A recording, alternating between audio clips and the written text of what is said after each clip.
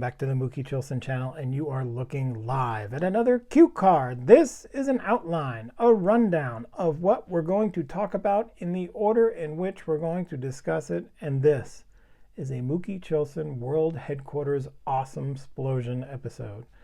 We've got some friend mail to the rescue in my time of need. We've got a pinhole card from the mayor himself. Yes, indeed. You'll see what that is. There is a mini SGC grading reveal. I think 4 or 5 cards. I'm looking now. Of some cool cards that I love and I'm so happy to have. I have a Mooky Minute on a global trailblazer and an amazing card associated with that I thought was going to be the grand finale of this episode until there was a surprise package stunner here on the doorstep at Mooky Chilson World Headquarters. I could not believe it when this card showed up. I will tell you all about it and the incredibly generous person who gave it to me, and so I hope you will stick around for that. That's a tease, but let's get to the friend mail to the rescue. Now, you know we are Mets fans here at Mooky Chilson World Headquarters, and it was very painful when the Mets got bounced from the playoffs. And so my friend Brent Richards, who I've been texting with in a group chat and all along throughout these playoffs, knew the pain that I was feeling, and so did his son, Taylor Richards. And Taylor Richards put together an amazing piece of artwork for me. This is a one-of-one Grimace card. Now, you may or may not know, but Grimace has sort of become a sub-Mr. Met mascot of the Mets after he threw out the first pitch at a game in June, and the Mets went on a crazy winning streak. And so Taylor knew that and knew that I would appreciate this one-of-one art card that has thought of every detail. There he is, Grimace's name and the MG on the back. Purple, purple, purple. I love it. Brent Richards is a great guy. He's got a great channel, and the greatness has transmitted down to his next generation. His genetic greatness. Thank you to Taylor. I can't tell you how much I appreciate this, and this will go in a beautiful Mets binder. Forever and ever, amen. Now, let's move on to my other good friend in the hobby, my buddy Drew. Drew from a Clean Cheap Shots. Now, Drew, you may or may not know him from his series where he interviews people, including the great MLB pitcher Eddie Watt, who was a sort of reliever and starter for the Baltimore Orioles in the 60s and the 70s. And Drew has done previously a bunch of interviews with him that were just fascinating and riveting and amazing. And somehow he parlayed that into a radio gig on, where is it? 93.7 The Ticket in Lincoln, Nebraska. And there is Drew. You can see the video with Eddie Watt. And Drew was kind enough to ask me if I had any questions that I would like to ask of Eddie Watt. And I looked up some stats of Eddie's, and it turns out that Eddie faced Mickey Mantle. I think he faced him like 10 or 12 times, but Mickey went 0 for 9 against Eddie Watt. And so I said I would ask him about Mickey Mantle. And so Drew, what he did was he wrote that question on a little index card here and wrote it up. And then he asked the question. If you want to hear Eddie's answer to the question, which I think is fascinating, go listen to this interview. I'll link it in the description. So that was great. But what was even greater was that after that, Drew did me the high honor of having Eddie Watt autograph his index card. And he sent it to me. And so now this is a cherished piece of memorabilia here at the Mooky Chilson World Headquarters. That Drew sent me. He also sent me this great 1963 Topps Don Zimmer card, original Met Don Zimmer. And so thank you to Drew for that. So I know you are all subscribed to Drew's channel, so I'm not going to tell you to go do that, but you should if you're not. So thank you to Drew. How kind and how wonderful is that? Now, how about a pinhole card from the mayor? One day I get a text from my buddy Orlando, and he says, Mooky, give me your address. I want to send you something. And of course, you immediately say, thank you, Orlando. That's great. Now, Orlando of A Collector's Dream, I am sure all of you are subscribed to. And if you are not, Orlando of A Collector's Dream just puts out the most pleasing and educational and informative and fun stuff on all of his amazing collection. And when he told me he had a card for me, I couldn't believe it. And then the card came, and it came in a beautiful little card in and of itself. And so this is not the baseball card. This is the card that came with the card. And he writes, thinking of you. Hey Mook, was at a card show and saw this pinhole card. Dealer said it's got a pinhole. Looked at me strange when I said, that's why I want it. Have a great day, Orlando. See, that's one of the tricks of pinhole card collection. You act like it's a big, huge problem that the card has a pinhole in it. If you act like, oh, I don't know, you get a better deal. And so Orlando snagged me this card and sent it to me, and it is a beauty. It is Sam the Jethro on the Boston Braves there, in one of the more beautiful cards from that 52 Bowman set. Just look at it. And what's even more beautiful than the card itself, of course, as you all know by now, look at that, is that it was pinned to some young collector's wall. Look at that. You probably have 1, 2, 3, 4 different attempts, and then finally they went through. And one of the things I love about these cards, you can see the corona of the thumb tack. That was a thumbtack for sure. You know, the owner of this card loved this card so much that they wanted it on the wall. And that means this card was not part of any trades. This card was not to be flipped in any point. This was not used in any manner other than pure sheer appreciation and admiration on the wall of the collector. And I love it. Sam Jethro, 52 Bowman, from my pal Orlando. What a beautiful gift. What a thoughtful gift. And so I really appreciated Orlando. And so there's that. And now let's move on to we got a little mini SGC reveal. Now, so these are 5 cards that I submitted, I think, in Philadelphia, I want to say. Or was it? Maybe it was in New York. Anyway, I don't even remember. But here we go. This is the 1940 Gum Ink Superman number 32, Danger on High. I love this card because there's the bomber dropping bombs on Metropolis, and Superman is literally going around. He's got one in his arms already, and the next one is coming, and he's like, like catching a can of corn in the outfield. This card is dinged up. It's got a big old crease here and a big old dent there. It looks like it has been dropped from a bomber itself, but that's okay. I love it. I bought the card in Westchester, I did. And so let's take a look. What do you think? What do you think is the grade? I mean, it's not going to grade high, but it's a 2.5, which I don't care. It doesn't matter to me. I love the card. I loved buying it at Westchester, and I was happy to have it.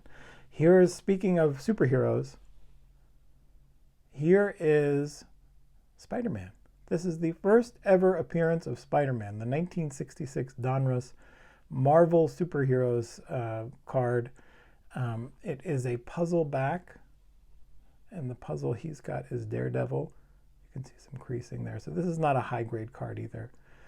But this is a card that I got during the pandemic. I got this in a lot. I got this and a Batman card for like $75 for the pair. And this is, again, Spider-Man's Rookie. It's a fairly sought-after card. Again, not in high grade here. Of course, that is, what's his name from the Fantastic Four next to him, which is a little weird to share your card, your rookie card, with the Fantastic Four, but that's the way it was back in 1966. And again, let's look at the grade, and it's a 3. And that's just about right, I think. But this is not going anywhere. This is part of my superhero collection, which is kind of nerdy, but that's fine. And then these next two are cards that I bought and got graded together. These are the 1988 Salt Lake City Trappers. Bill Murray. Bill Murray and his brother Brian Doyle Murray bought part ownership in the team out in Salt Lake City, and this was an independent league team, and apparently after they bought into the team did extremely well. They won like 29 games in a row in the summer of 1988 or 89, and these cards are just super cool. It's supposedly a Bill Murray and Brian Doyle Murray rookie card, and there they are together. This one, I don't know, it looks a little short. I don't know. These are not well-produced cards to begin with. And this one got a little bit of a lower grade than I thought. It's a 4, but that's okay. By the way, Brian Doyle Murray was in Caddyshack. He's in a bunch of stuff with Bill. But the Bill Murray rookie card is way off center, but that's okay. And it got a 7, which I was pretty happy with. So there's Bill Murray, Mr. Ghostbuster himself, Mr. What About Bob. And then finally, here we have the Dandy Dobby. This was my one of my big purchases in Cleveland at the National.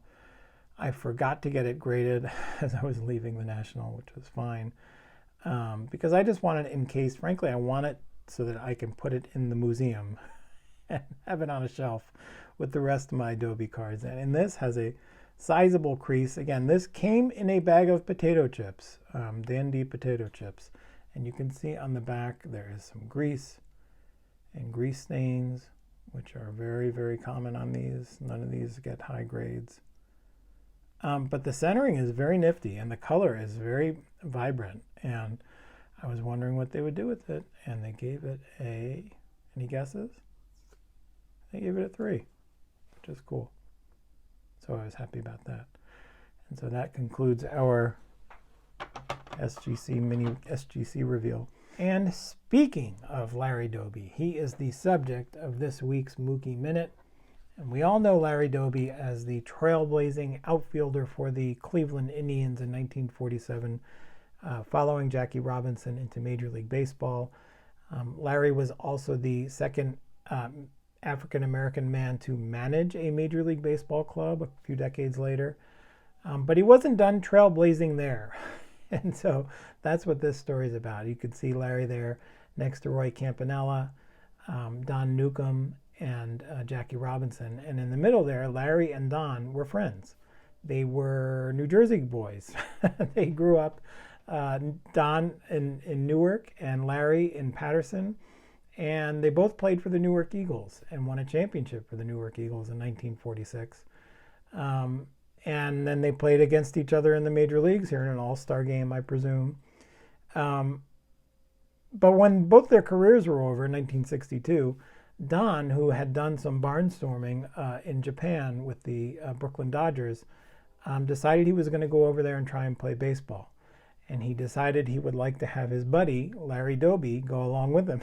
And so he recruited Larry Dobby, who had been out of the game for several years at this point, to go with him to Japan and join the Japanese Major League Baseball League for the Chunichi Dragons.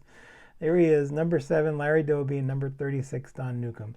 Don played first base and hit. He did not pitch in Japan. I believe Larry played the outfield, but I'm not sure. I forget what position he played. Neither of them had any grand success, but they were trailblazers. They were a huge hit in Japan. People loved that Major League Baseball all-stars would come to Japan to play for their fans. And so it was amazing. And when I found out this story, I was stunned when I first read it, decades ago. And when I got back into card collecting, I knew there had to be a Larry Dobby baseball card, maybe a Menko card of Larry Dobby. And there was. And I have finally found one. Now there are about 10 of these on planet Earth. This is a Menko 1962 baseball card of Larry Dobby in his Chunichi Dragons outfit there. And you can see the back there. It is very stained. In fact, it is like 90% stained, 10% unstained.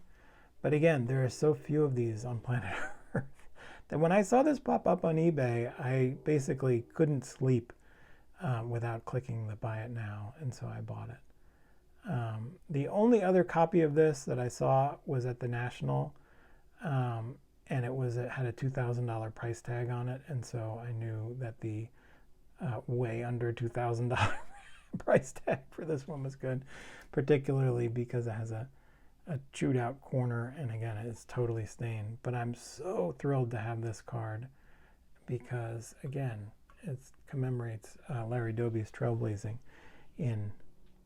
around the globe with Don Newcomb. And so I'm so thrilled to have that. And again, like I said, that was going to be it for the end of this week's episode. But I got a surprise package. Now, my buddy Tennessee Tony, who I met at the National and I've become texting buddies with all these months afterwards, is a great proprietor of the channel called Southern Collector. Now, I know you are subscribed to the Southern Collector. He's got 4 videos and 156 subscribers. And if you're not subscribed to him, you should be. Because what he does and the collection that he has is so outstanding. And what he does with these cards, here he is showing off his 1952 Topps Mickey Mantle. He's got so many other fascinating cards that are of that caliber. And he does a great job explaining the stories of the cards, the description of the cards, the intricate details of the Type 1 versus Type 2 mantle. He has a great Babe Ruth autograph story that you can go listen to and see and just be amazed by, like I was. And so anyway, I've been texting with Tony, and it's been great getting to know him through the videos and through our personal friendship. And one day he texted me, I was at work, and he said, "Hey, Mooky, did you get anything in the mail today?" And I said, "No, Tony, I'm still at work. I haven't been home yet." He says, "Well, you got a package that says it's been delivered." And so I asked my wife, and she sent me a picture of a box from Tennessee Tony. And I couldn't believe it. And so I rushed home, got home at night, 10 o'clock at night, a late night for me. And again, I'm a big Larry Doby guy, and so is Tennessee Tony. And if you are a fan of his on Instagram, you know he's got incredible cards that he posts all the time, and a lot of them, several Larry Doby posts. But he knows that I love Larry and have a deep appreciation for him. And when I opened the box, this is what came out. 1951 Bowman, Larry Doby autograph. And it's not just any autograph, it's just beautifully positioned up his leg. Can you see that? I mean, this is just gorgeous. Drop dead gorgeous. And this is a card that I have been sort of after for quite a while, the 1951 Bowman. And I've actually been an underbidder on this specific card, not this exact card, but a 1951 Bowman with the autograph going up like this. It's just gorgeous. It's just phenomenal. And I thought that my Larry Doby big game cards were over. And then this came along from my pal, the Southern Collector, Tennessee Tony, who is also a big Tennessee Volunteers fan, and as you can see from his hat. And this one came from good old Rocky Top over to New Jersey, and I'm just floored by it. I'm floored by the generosity, the thoughtfulness, the kindness. And as I've said to my buddy Tennessee Tim and other people in this position, the portal has been opened, Tennessee Tony. So you beware. Thank you for this card. Thank you to everyone for sticking around and hanging out through this. It was a lot. I hope you enjoyed it. Subscribe to Tennessee Tony and the Southern Collector. Southern Collector. Subscribe to Brent Richards. Subscribe to Orlando. Subscribe to Drew Clean Sheep Shots. What a hobby. What an amazing journey this has been. Thank you, thank you, thank you. Have a good night. Thank you.